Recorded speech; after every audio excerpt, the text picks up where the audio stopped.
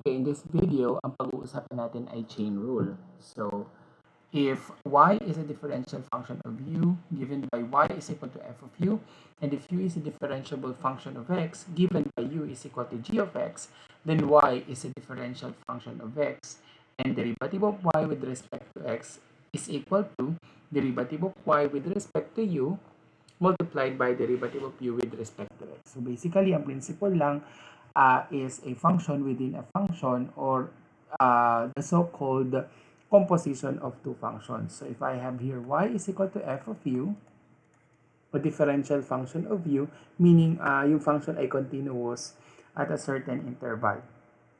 And then u is equal to g of x. So since u is g of x, we can replace this u with g of x, f of g of x, which is simply equal to f circle of g of x. So this is just a composition of function, or a function within a given function.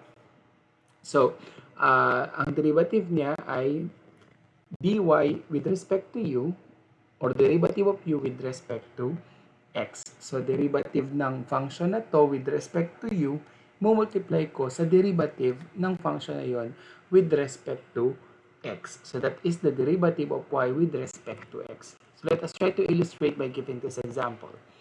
If y is equal to 2u cubed and u is equal to x squared plus 7x, so basically, ang given natin dito is 2 times x squared plus 7x raised to the third power.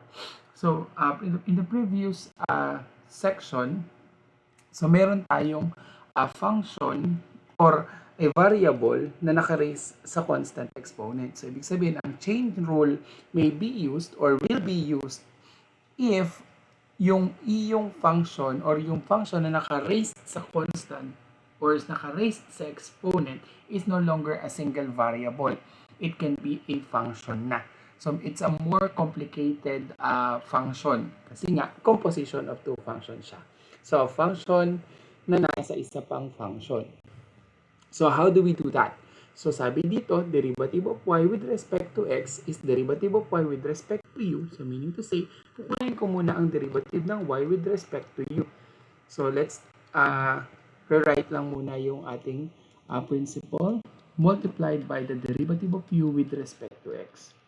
So, this is dy dx equal to, if y is equal to 2u cubed, if y is equal to 2u cubed, so by the use of the principles that we have, di ba kapag ka-variable, i-multiply lang natin yung exponent natin dun sa ating given na constant. So, y prime or dy with respect to u is equal to 6 multiplied by u, then subtract 1 from 3. So, this becomes 6u squared. So, this becomes 6u squared. You multiply it by du dx. So, since u is equal to x squared plus 7x, so this du with respect to x is taking the derivative of the sum. So, derivative of the first term, that's 2x. And derivative of x is 1 multiplied by 7 para sa derivative ng second term. That is 2x plus 7. So, you multiply it by 2x plus 7. But since u is equal to x squared plus 7x, we can have derivative of y with respect to x, which is our y prime, as 6 times x squared plus 7x raised to the second power, because this must be u raised to the second power, multiplied by 2x plus 7. So that will be our first derivative. So derivative muna nung ating y with respect to u, then i-multiply natin dun sa derivative nung function na naka-raised sa constant exponent. So, the general power formula. So, this is just the extension of the power formula that we had last time. So, remember, power formula ay only applicable for a variable that is raised to a constant exponent na where n is a set of all real numbers. So, in this general power formula, it's no longer a constant. It should be a function of x. So where u is a function of x. So by virtue of this chain rule, derivative of y with respect to x is n u to the n minus 1 multiplied by du dx. So thus we have this principle na meron tayong, again, this is with respect to x, ha? Rewrite lang natin, derivative of u to the n is equal to n u n minus 1 multiplied by du. So let's try. If f of x is equal to 3x minus 2 cubed, so is magkakaroon lang tayo ng u to the third power. So if I am to let u be equal to 3x minus 2, its derivative u is equal to 3. So by our formula, f prime of x is equal to 3. So again, ang gagamitin nating formula, f of x is equal to u to the third power. So by chain rule, pupunta lang sa unahan yung 3. So derivative of u to the n is equal to n u to the n minus 1 times du. So yung exponent natin na 3 punta sa unahan, then subtract 1 from 3, that's 2, multiplied by our du, which is 3. But then again, u is 3x minus 2. Then our first derivative, f prime of x here, is equal to 9 multiplied by 3x minus 2. So which is the same as dun sa parang naging example natin kanina, or yung last time, that's f of x, x squared plus 7x minus 8 to the 8th power. So what if to the 8th power? So diba dun sa previous example natin, naka-raise lang siya sa second power. So what if its exponent is 8? Kasi dun sa, kung sa second power, kaya natin siyang i-expand. What if ang exponent natin ay to the 8th power? So syempre, hindi naman natin gagawin na. Though pwede naman, kaso mas malaki lang ang chance natin na magkamali kasi napakahaba nun. Imumultiply mo ang x squared plus 7x minus 8 sa sarili niya 8 times. So parang hindi siya ganoon ka-advisable na gamitin. So instead of doing that, pwede natin gamitan ang chain rule where u is equal to that function that is being raised to that constant exponent, x squared plus 7x minus 8. And then taking its derivative, this gives us 2x plus 7. Then using this formula, so f prime of x is the exponent 8. Then x squared plus 7x minus 8, because that's your u. That's your u. Then subtract 1 from 8 is 7. Then multiplied by your du, which is 2x plus 7. So this will be our first derivative. So what if I have here 2x plus 1 to the 4th, tapos naka-cube root pa. So again, this can be written as f of x is 2x plus 1 raised to 4/3. So because ginamitan lang natin siya ng principle, again, na nth root of a to the m is the same as a to the m over n. So again, using chain rule, because this is a function raised to a constant exponent where u is equal to 2x plus 1.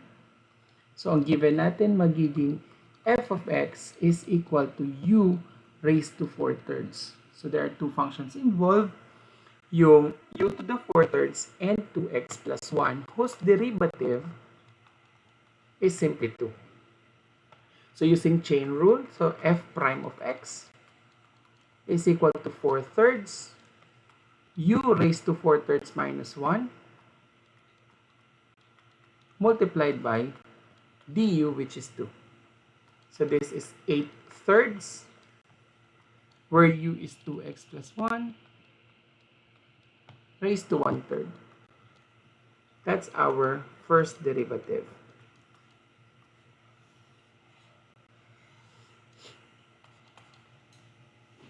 So, dagdagan natin yung ating basic differentiation formula. So, extend natin using the product rule. So, if u is equal to f of x and v is g of x, then the derivative of a product f of x times g of x is yung first f of x multiplied by the derivative of the second plus the second multiplied by the derivative of the first term. Or if this f of x is u and v is your second function g of x, then its derivative is u times the derivative of v plus v multiplied by the derivative of u with respect to x. So in this case, pwede lang natin siyang gawing u and v. So using this formula, f prime of x is u, which is 3x minus 4, multiplied by the derivative with respect to x of v, which is 2x minus 1, plus v, which is 2x minus 1, multiplied by the derivative with respect to x of your u, which is 3x minus 4. Then this gives us 3x minus 4 times 2, because the derivative of 2x minus 1 is 2. Derivative of 1 is 0. Derivative of 2x is 2. Plus 2x minus 1 multiplied by the derivative of 3x is 3. And the derivative of negative 4 is 0. So that's why we have multiplier lang natin is equal to 3. Simplifying this, that gives us 6x minus 8 plus 6x minus 3. Then we will have 12x minus 11 as our final answer. So in this given, meron naman tayong alternate solution.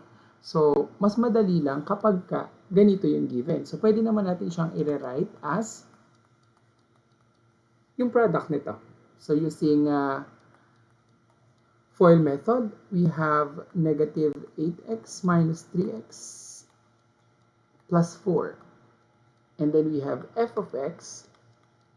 So you multiply these two functions, magkakaroon tayo ng 6x squared minus 11x plus 4. Then we can use derivative ng sum. So this is f of x. Derivative ng first term is 12x. Yung 2 mo multiply sa 6, that's 12. Then subtract 1 from 2, that's 1. Minus derivative of 11x is 11. Then derivative of a constant 4 is 0. So we will have the same answer. So syempre, pagka ganyan yung given, pwede ko nang i-advise na wag nang gumamit ng product rule. Gumamit na lang tayo ng distribution or FOIL method. Then use that yung principle natin na derivative of sum. Pero syempre, it's up to you kung mas comfortable ka using the product rule, and that's fine. So, gawin nating medyo mahirap ng konti. So, gawin nating 3x minus 2 to the third multiplied by 2x plus 1 to the fourth. So, in this case, hindi na natin gagawin na i-expand natin itong 3x minus 2 to the third, tapos i-expand natin yung 2x plus 1 to the fourth, then multiply the two functions. So, syempre, mas mahihirapan tayo doon. We will employ the principle of chain rule. So, in that case, since this is a product of two functions, u to the third, that is v to the fourth, or let u be equal to this entire function. Let u be equal to 3x minus 2 to the third, and v be equal to 2x plus 1 to the fourth. So that ang ating function magiging u times v. And whose derivative, as per product rule, is u times the derivative of v with respect to x plus v times the derivative of u with respect to x. So taking the derivative of v and the derivative of u as per required by our formula, let's use chain rule. Derivative of u here is 3. So this is another function that is raised to a function. So let's try this as v. So magiging siyang 3v, subtract 1 from 3, that's 2, multiplied by the derivative of 3x minus 2. So again, this is a chain rule of a chain rule. So hindi lang siya isang function. Actually, multiple functions na siya. Sige, iano lang natin, employ lang natin, pakita natin na gumamit tayo ng another chain rule dito.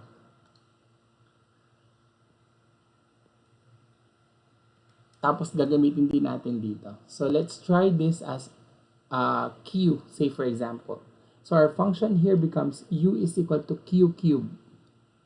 So ang derivative du with respect to q is equal to 3q squared. But q is equal to 3x minus 2. Then the derivative of q with respect to x is equal to 3. Thus, the derivative of u with respect to x is the product of these two. So that is 3q squared multiplied by 3. Then du dx is 9 multiplied by q, which is 3x minus 2 raised to the second power. So again, basically, ang ginagawa lang natin, pupunta sa harap itong 3. Then, magkakaroon tayo ng 3x minus 2 raised to the second. So basically, ang ginawa lang dyan is, if u is equal to 3x minus 2 to the third power, ang ginawa, pupunta sa unahan yung 3, then magsusubtract tayo ng 1 from 3, magiging 2, at kukunin ko ang derivative nitong function that is raised to a constant exponent 3. So that's why it becomes 9, because 3 times 3 is 9, 3x minus 2 raised to the second power. Similarly, gagawin din natin yun kay v. So taking its derivative, 4 pupunta sa unahan, then magsusubtract tayo ng 1 from 4, it becomes 3, and i-multiply natin siya dun sa function na naka-raise sa constant exponent. Anong derivative nito? That's 2. So therefore, dv dx is equal to 8, 2x plus 1 cube. Now we have du and dv. Substitute na natin siya dun sa ating derivative. So again, what is u? Our u is equal to 3x minus 2 cube multiplied by dv, which is 8 multiplied by 2x plus 1 cube. For a while, isin lang natin siya.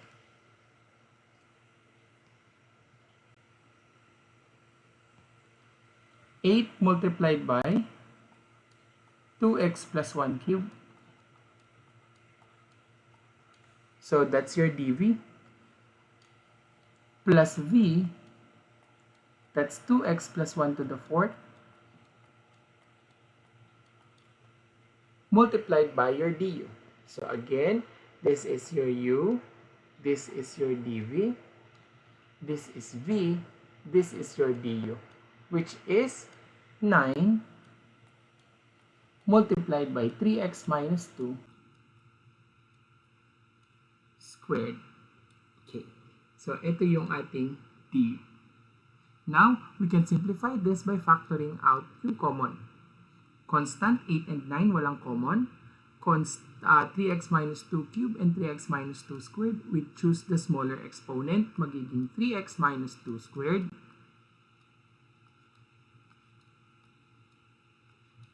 And then 2x plus 1 cube and 2x plus 1 to the fourth. We choose the smaller exponent cube. So again, may 2x plus 1 cube and 2x plus 1 to the fourth. I choose the smaller exponent. multiplied by the quantity 8. This term divided by your common factor, yung 2x plus 1 cube cancels out. Meron tayong 3x minus 2 to the third. Meron tayong 3x minus 2 to the second. Matitira, 3x minus 2 na lang. Because you factor out 3x minus 2 squared. So, matitira is 3x minus 2 na lang. Plus 9. Matitira is 2x plus 1.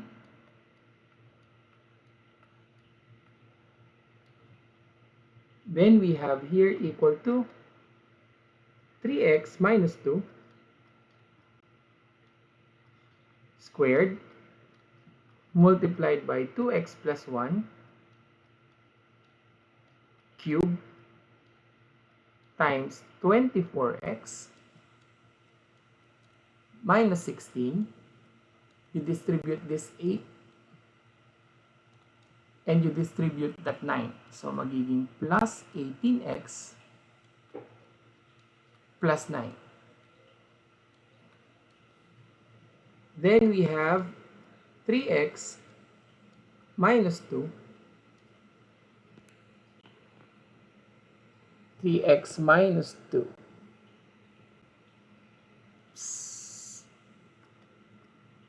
squared. Oh God. Ayusin natin.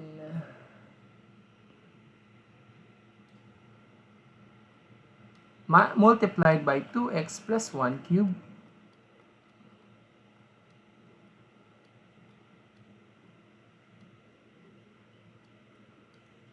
times the quantity, combined like terms.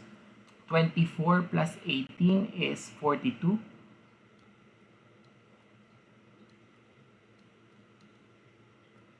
Minus 7.